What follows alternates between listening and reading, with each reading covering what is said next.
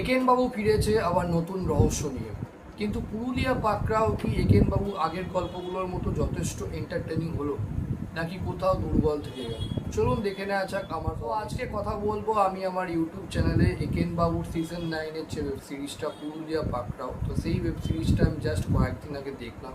তো সিরিজটা আমার কীরকম লেগেছে সে ব্যাপারেই কথা বলবো আজকের এই ভিডিওতে। তো একেন বাবু পুরুলিয়া পাকড়াও ওয়েব সিরিজটা মোট 7টা এপিসোডের, প্রত্যেকটা এপিসোডের রান টাইম ধরুন 23 মিনিট থেকে 25 মিনিটের মধ্যে। তো কীরকম হলো এই ওয়েব সিরিজটা? এই ওয়েব সিরিজটা আমি যদিও একেন বাবুর মোট 9টা সিজন আছে, তো আমি এর মধ্যে খুবই কম দেখেছি। তার মধ্যে আমি দেখেছি এর আগের যে সিজনটা ছিল পুরোপুরি মানে যেটা পুরো গিয়ে তোমার পুরীতে গিয়ে তোমার ঘুরতে গেছিলো, তারপর একটা কেসের সঙ্গে তোমার জড়িয়ে যায়। আর একটা দেখেছি রিসেন্টলি, সেটা হচ্ছে কলকাতায় এসে। তো ওই দুটো একেন বাবু সিরিজটার সাথে যদি আমি এটাকে তুলনা করি, পুরোপুরি একেন আর কলকাতার একেন মানে ওই সিরিজটার সাথে এই একেন বাবু তোমার পুরুলিয়া পাকড়াও সিরিজটা, তো আমার একটু কোথাও যেন অতটা ভালো লাগেনি। আমার খুবই একটা অ্যাভারেজ একটা সিরিজ লেগেছে একেন বাবুর পুরুলিয়া পাকড়াও ওয়েব সিরিজটা। অতটা ভালো লাগেনি, খুবই এক্সপেক্ট করেছিলাম, কারণ আমি শুনেছিলাম এই সিরিজটা খুব হিট করেছে। তো সেই এক্সপেকটেশন থেকে দেখেছিলাম। তো আমি যদি কম্পেয়ার করি একেন বাবু কলকাতা এবং পুরোপুরি একেনের তুলনায়, আমার মোটামুটি লেগেছে তোমার এই একেন বাবুর তোমার পুরুলিয়া পাকড়াও সিরিজটা। তো সিরিজটার গল্প আমি খুব সংক্ষেপে বলে দিচ্ছি। গল্পটা হচ্ছে একেন বাবু তার 2 অ্যাসিস্ট্যান্টকে নিয়ে তোমার ঘুরতে গেছে পুরুলিয়াতে। তো সেখানে একটা আশ্রম আছে, সেই আশ্রমে গিয়ে ও জানতে পারে একটা খুব মূল্যবান তোমার পান্না।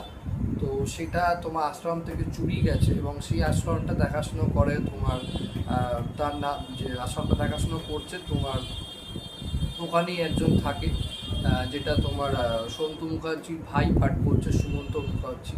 তো সে আশ্রমটা মেনলি তোমার দেখাশুনো করে। এইবার ও তোমার ওই গিয়ে দেখে তোমার লকারে তোমার এই মূল্যবান তোমার এমারেলটা নেই। তখন একেনবাবু এসছে যখন, তো একেনবাবুকে জানায়, আর একেনবাবুকে ইনভেস্টিগেট করতে বলে যে আপনি তোমার কেই তোমার মূল্যবান এই তোমার এমারেলটা চুরি করেছে, আপনি যদি তাহলে ধরে দেন তাহলে খুব উপকার হয়। তো এইবার ইনভেস্টিগেট করে কিভাবে তোমার একেনবাবু এই তোমার মূল্যবান তোমার এমারেলটা খুঁজে বার করে, সেটাই হচ্ছে ওর সিরিজটার গল্প। তো এই সিরিজটার যদি পজিটিভ দিক বলি, এই সিরিজটার পজিটিভ দিক হচ্ছে সেটা হচ্ছে একেনবাবুর ক্যারেক্টার, তার অবজারভেশন, তার কোয়ার্কি পার্সোনালিটি এবং তার sense of humour. Anirban Chakraborty Ekenbabu হিসেবে অসাধারণ, এবং তার জন্যেই সিরিজটা বলবো তোমার আলাদা করে দেখতেও ভালো লাগে। এবং স্পেশালি এই সিরিজটার যদি আমি কথা বলি, তো এই সিরিজটা শুধুমাত্র আমি বলবো অনির্বাণ চক্রবর্তীর জন্যই দেখতে ভালো লাগে। কেননা আমি এর আগে তোমার পুরোপুরি এগেনটা দেখেছিলাম, আর কলকাতা এগেনটা রিসেন্টলি দেখেছি। আমি বারবার বলবো ওই দুটো আমার অনেক বেটার লেগেছে। অ্যাটলিস্ট পুরোপুরি এগেনটা তো অনেক ভালো, সব দিক থেকেই ভালো বলবো। আর বাকি প্রথম দিকের একেনবাবু সিরিজগুলো অতটা আমি দেখিনি, তাই আমি চাই না। কিন্তু এটা একদমই আমার সেরকম ভালো লাগেনি। যেটুকুনি পজিটিভ দিক লেগেছে সেটা হচ্ছে অনির্বাণ চক্রবর্তীর একেনবাবু হিসেবে অভিনয়, তার ন্যাচারাল অ্যাক্টিং, তার ন্যাচারাল কমিক টাইমিং, এবং ওর যে চিন্তাভাবনা যেটা করছে, তোমার ইনভেস্টিগেশনটা কীভাবে করছে, তো সেই সময় কীরকম এক্সপ্রেশন থাকা দরকার, কীরকম তার মধ্যেও আবার তোমার কমিক টাইমিং করা, তো সেগুলো খুব ভালো লেগেছে, খুবই ন্যাচারাল লেগেছে তোমার আমার অনির্বাণ চক্রবর্তীর পারফরমেন্স। এছাড়া বাকি আদার সাপোর্টিং কাস্টের কথা যদি বলি, তাদের ক্যারেক্টারগুলো সেভাবে লেখাও হয়নি, তো খুবই ডিসেন্ট একটা অ্যাভারেজ তারা পারফরমেন্স দিয়েছে অ্যাক্টিং। আচ্ছা, আর যেটা ভাল লাগবে, যেটুকুনি পুরুলিয়াকে মানে এক্সপ্লোর করা হয়েছে সেটুকুনি বলতে গেলে খারাপ না। সিনেমাটোগ্রাফি ঠিকঠাক বলবো, কিছু শর্টস আছে যেগুলো পুরুলিয়ার যখন জায়গাটা দেখাচ্ছে, যখন ওরা পুরুলিয়াতে যাচ্ছে উপস্থিত হচ্ছে, আর কিছু জায়গা দেখানো হয়েছে পুরুলিয়ার তোমার স্পেসিফিকেশন কি, যে কালচার ওদের যেটা আছে, তো সেটাও দেখানো হয়েছে বলবো। তো সেগুলো মোটামুটি খাবার কম সময়ের মধ্যে আমি বলবো কম মানে কভার করেনি বল, যথেষ্ট ভালোই কভার করেছে বল। তো সেইটুকুনি আমার ভালো লেগেছে বল, খারাপ। আর ফ্যামিলি ফ্রেন্ডলি এন্টারটেনমেন্ট হিসেবে যথেষ্ট ওকে ওকে টাইপ লেগেছে তোমার একেনবাবু পুরুলিয়া পাকড়াও সিরিজটা। এইবার নেগেটিভের দিকে চলে আসে। তো নেগেটিভের দিকে যেটা লেগেছে, প্রথম আমি মনে করি যে কোনো ইনভেস্টিগেশন ডিটেকটিভ ওয়েব সিরিজ বলো বা ডিটেকটিভ সিনেমা বলো, সবচেয়ে যেটা বেশি ইম্পর্টেন্ট, স্ক্রিন প্লেটাকে এন্টারটেনিং বানানো, স্ক্রিন প্লেটাকে এনগেজিং বানানো, যাতে যারা আমরা ভিউয়ার্স অডিয়েন্স যারা দেখছি তারা যেন কখনোই যেন সেই ইন্টারেস্টটা যাতে হারিয়ে না ফেলে। তো সেই স্ক্রিন প্লেটা প্রথমত পেসিংয়ে ভীষণ উইক, এক একটা এপিসোড 24 মিনিট, 25 মিনিট, 23 মিনিট, মানে পেসিং ভীষণ স্লো, প্রচণ্ড স্লো পেসিংটা, যেটা তোমার ভাল লাগবে না দেখতে, আমার ভালো লাগেনি, সেই জন্য বলবো পুরুলিয়াকে আরও বেটার তোমার এক্সপ্লোর করা যেত, সেটা করেনি। আচ্ছা, ইনভেস্টিগেশন সিনসগুলো মানে আরও অনেক বেশি থ্রিলিং করা যেত, আরও অনেক বেশি ইন্টারেস্টিং করা যেত, সেটাও হয়নি বলবো।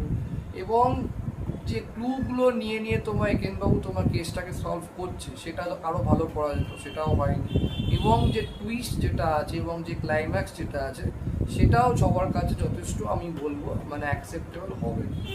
এবং বেসিক যে প্লটটা মানে এই সিরিজটার যে প্লটটা এবং তার যে থিমটা, সেটা পুরোটাই জয়বাবা ফেলুদার থেকে ইন্সপায়ার্ড হয়ে গেছে। মানে এর যে টুইস্ট, এর যে তোমার যখন পুরোপুরি মানে ওই এমারেলটা উদ্ধার করে এবং তারপর যে কী হয় লাস্ট দুটো এপিসোডে, যেটা এপিসোড 7-এ বলা হয়েছে, সেটাও জয়বাবা ফেলুদার থেকে ইন্সপায়ার্ড হয়েছে। আর সবচেয়ে বড় কথা, অনির্বাণ চক্রবর্তীকে ছাড়া বাকি প্রত্যেকটা অ্যাক্টারদের মধ্যে সেই এনার্জি ব্যাপার নেই, কারোর মধ্যে যেন সেই প্রাণটা নেই, মানে অভিনয় করছে যেন কোথায় করছে এরকম ব্যাপার, মানে সেই মানে ক্যারেক্টারগুলোকে তো একদম লেখা হয়েও নি ঠিকঠাক, আর কারোর মধ্যে সেরকম এনার্জেটিক ব্যাপার নেই, এবং প্রতিটা ক্যারেক্টারকে ঠিক সেরকম মানে এই মানে সময় ও স্পেসও দেওয়া হয়নি, এক্সপোজারও করা হয়নি। একটা আশ্রমকে দেখানো হয়েছে, সে আশ্রমে খালি মানে এন্ট্রি দেখানো হচ্ছে, কয়েকটা ঘর দেখানো হচ্ছে, আর মেনলি লাইব্রেরি দেখানো হচ্ছে।